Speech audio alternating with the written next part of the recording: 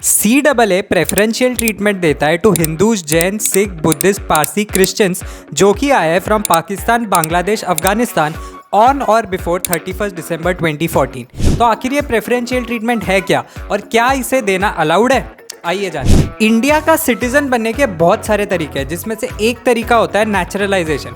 Naturalisation में एक minimum residency requirement होती है जिसको हम 1+11 ईयर्स कहते हैं, यानी कि एप्लीकेशन फाइल करने के 1 साल पहले कंटिन्यूसली आपको इंडिया में रहना है और एप्लीकेशन फाइल करने के अगले 14 साल में से 11 साल आपको इंडिया में रहना है।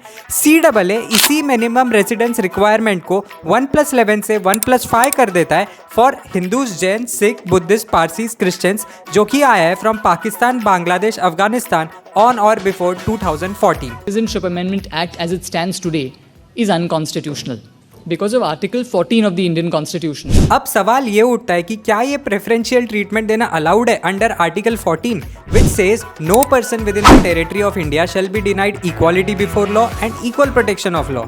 अगर हम आर्टिकल 14 की इक्वालिटी को लिटरली इंटरप्रेट करने लग गए तो it will render several laws useless, जैसे कि SC/ST prevention of atrocities act, juvenile justice act, या फिर वो सारे लॉज जो हमने विमेन लोगों के लिए बनाए टू प्रिवेंट डोमेस्टिक वायलेंस या फिर sexual harassment at work place. Article 14 की इक्वालिटी को इंटरप्रेट करते हुए सुप्रीम कोर्ट ने बार बार कहा है कि आर्टिकल 14 की equality is more like equality of equals, यानी कि like must be treated like.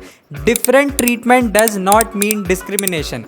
वर्गीकरण करना अलाउड है, लोगों को ग्रुप में क्लासिफाई करना अलाउड है, गिवन कि वो क्लासिफिकेशन रीजनेबल हो।